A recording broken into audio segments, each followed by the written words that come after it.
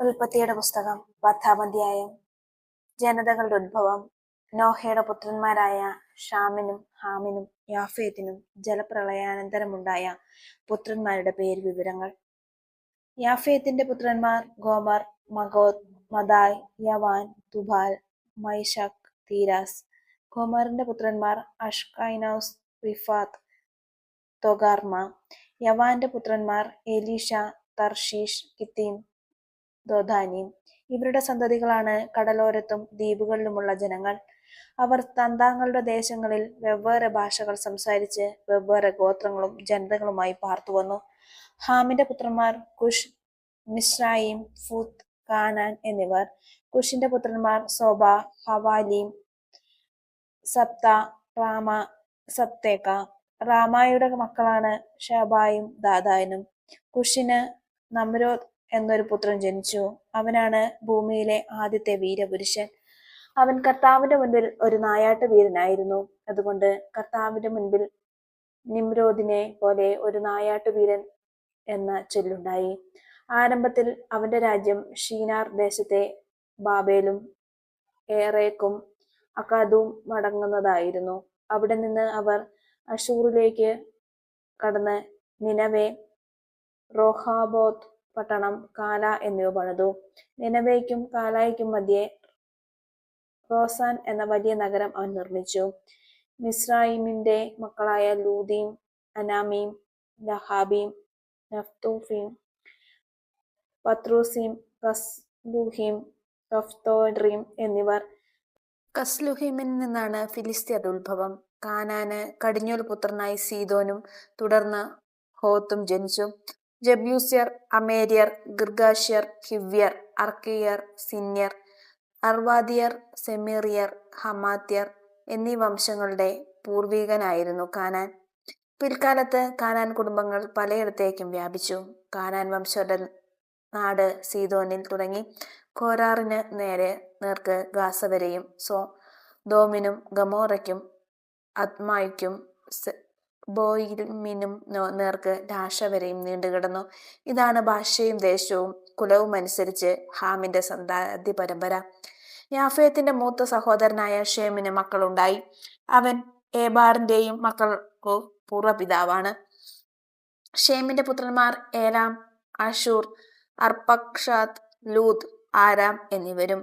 ആരാമിന്റെ പുത്രന്മാർ ഊസ്, ഹൂൽ, ഗോത്യർ, മാഷ് എന്നിവരുമായിരുന്നു. അർപ്പക്ഷാദിന് ഷേലാഹും ഷേലാഹിന് ഏബേറും ജനിച്ചു. ഏബേറിന് 2 പുത്രന്മാരുണ്ടായി. ഒരുവന്റെ പേര് പേലഗ്, കാരണം അവന്റെ കാലത്താണ് അവർ ഭൂമി വീതിച്ചത്. അവന്റെ സഹോദരന്റെ പേര് യോക്താൻ. യോക്താന്റെ പുത്രന്മാരായിരുന്നു അൽമോദാദ്, ഷെലഫ്, ഹസർമവത്ത്, യാറഫ്, ഹദോറാം, ഊസാൽ, ദിക്ല, ഓബാൽ, അബിമയേൽ, ഷേബ, ഒഫീർ, ഹവില, യബാബ് എന്നിവർ. അവർ പാർത്തിരുന്ന നാട് സെഫാറിന്റെ മോഷ മുതൽ കിഴക്കുള്ള മലമ്പ്രദേശം വരെ നീണ്ടുകിടന്നു. ഇതാണ് ദേശവും ഭാഷവും കുലവും അനുസരിച്ച് ഷാമിന്റെ സന്തതി പരമ്പര. ദേശവും തലമുറയും അനുസരിച്ച് നോഹയുടെ മക്കളുടെ കുടുംബചരിത്രമാണ് ഇത്. ഇവരിൽ നിന്നാണ് ജലപ്രളയത്തിനു ശേഷം ജനതകൾ ഭൂമിയിലാകെ വ്യാപിച്ചത്. 11-ാം അധ്യായം. ബാബേൽ ഗോപുരം.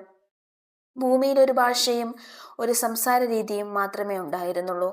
കിഴക്ക് നിന്ന് വന്നവർ ഷീനാറിൽ ഒരു സമതല പ്രദേശം കണ്ടെത്തി അവിടെ പാർപ്പുറപ്പിച്ചു. നമുക്ക് ഇഷ്ടികയുണ്ടാക്കി ചുട്ടെടുക്കാം എന്നവർ പറഞ്ഞു. അങ്ങനെ കല്ലിന് പകരം ഇഷ്ടികയും കുമ്മായത്തിന് പകരം കളിമണ്ണും അവർ ഉപയോഗിച്ചു.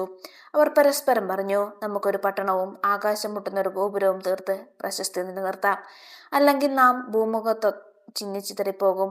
മനുഷ്യർ നിർമ്മിച്ച നഗരവും ഗോപുരവും കാണാൻ കർത്താവ് ഇറങ്ങി വന്നു. അവിടുന്ന് പറഞ്ഞു, അവരിപ്പോൾ ഒരു ജനതയാണ്, അവർക്കൊരു ഭാഷയും. അവർ ചെയ്യാനിരിക്കുന്നതിന്റെ തുടക്കമേ ആയിട്ടുള്ളൂ.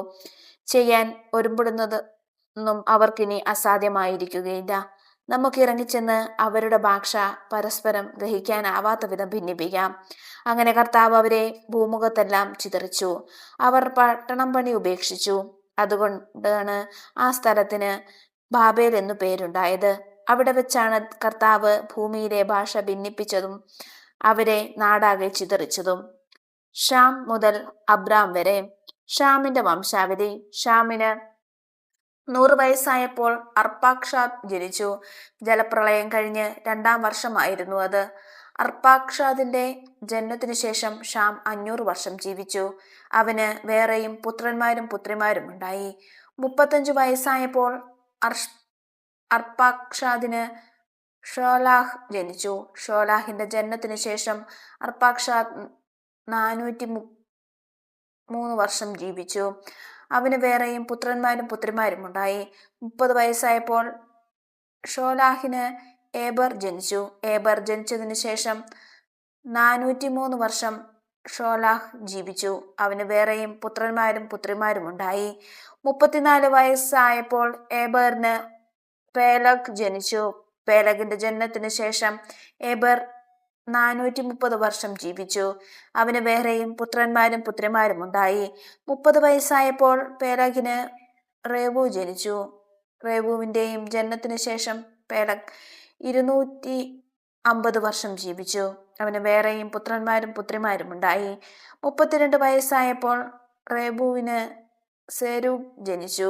സെരൂഗിന്റെ ജനനശേഷം റേവു 207 വർഷം ജീവിച്ചു. അവന് വേറെയും പുത്രന്മാരും പുത്രിമാരും ഉണ്ടായി. 30 വയസ്സായപ്പോൾ സെരൂഗിന് നാഹോർ ജനിച്ചു. നാഹോറിന്റെ ജനനത്തിനു ശേഷം സെരൂഗ് 200 വർഷം ജീവിച്ചു. അവന് വേറെയും പുത്രന്മാരും പുത്രിമാരും ഉണ്ടായി. 29 വയസ്സായപ്പോൾ നെഹോറിന് തേരാഹ് ജനിച്ചു. തേരാഹിന്റെ ജനനത്തിനു ശേഷം നെഹോർ 119 വർഷം ജീവിച്ചു. അവന് വേറെയും പുത്രന്മാരും പുത്രിമാരും ഉണ്ടായി. 70 വയസ്സായതിനു ശേഷം തേരഹിന് അബ്രാം, നെഹോർ, ഹാരാൻ എന്നീ പുത്രന്മാർ ജനിച്ചു. തേരഹിന്റെ പിന്മുറക്കാർ ഇവരാണ്. തേരഹിന്റെ പുത്രന്മാരാണ് അബ്രാമും നാഹോറും ഹാരാനും. ഹാരാന്റെ പുത്രനാണ് ലോത്ത്. തന്റെ പിതാവായ തേരഹ് മരിക്കുന്നതിനു മുമ്പ് ഹാരാൻ ജന്മനാടായ കൽദായരുടെ ഊറിൽ വെച്ച് ചരമമടഞ്ഞു. അബ്രാമും നാഹോറും വിവാഹം കഴിച്ചു. അബ്രാമിന്റെ ഭാര്യയുടെ പേര് സാറായി. നാഹോറിന്റെ ഭാര്യയുടെ പേര് മിൽക്ക. അവൾ മിൽക്കയുടെയും ഇസ്കയുടെയും പിതാവായ ഹാരാന്റെ മകളാണ്. സാറായി വന്ധ്യയായി ഇരുന്നു. അവൾക്ക് മക്കളുണ്ടായില്ല. തേരഹ് കൽദായയുടെ ഊറിൽ നിന്ന് കാനാൻ ദേശത്തേക്ക് യാത്ര പുറപ്പെട്ടു. മകൻ അബ്രാമിനെയും പേരക്കിടാവും ഹാരാന്റെ മകനുമായ ലോത്തിനെയും അബ്രാമിന്റെ ഭാര്യയും തന്റെ മരുമകളുമായ സാറായിയെയും അവന്റെ കൂടെ കൊണ്ടുപോയി. അവർ ഹാരാനിലെത്തി അവിടെ വാസമുറപ്പിച്ചു. തേരഹ് 205 വർഷം ജീവിച്ചു. അവൻ ഹാരാനിൽ വെച്ച് മൃതിയടഞ്ഞു. സങ്കീർത്തനങ്ങൾ 2-ാം അധ്യായം. കർത്താവിന്റെ അഭിഷിക്തൻ. ജനതകൾ ഇളകിമറിയുന്നതെന്തിന്? ജനങ്ങൾ എന്തിന് വ്യർത്ഥമായി ഗൂഢാലോചന നടത്തുന്നു? കർത്താവിനും അവിടുത്തെ അഭിഷിക്തനുമെതിരെ ഭൂമിയിലെ രാജാക്കന്മാർ അണിനിരക്കുന്നു. ഭരണാധിപന്മാർ കൂടിയാലോചിക്കുന്നു. അവർ വച്ച വിലങ്ങുകൾ തകർക്കാം. അവരുടെ ചങ്ങലകൾ പൊട്ടിച്ച് മോചനം നേടാം. സ്വർഗത്തിലിരിക്കുന്നവൻ അത് കേട്ട് ചിരിക്കുന്നു. കർത്താവ് അവരെ പരിഹസിക്കുന്നു. അവിടുന്ന് അവരോട് കോപത്തോടെ സംസാരിക്കും. ക്രോധത്തോടെ അവരെ സംഭീതരാക്കും. എൻ്റെ വിശുദ്ധ പർവ്വതമായ സിയോനിൽ ഞാനാണ് എൻ്റെ രാജാവിനെ വാഴിച്ചതെന്ന് അവിടുന്ന് അരുളിച്ചെയ്യും. കർത്താവിൻ്റെ കൽപ്പന ഞാൻ വിളംബരം ചെയ്യും.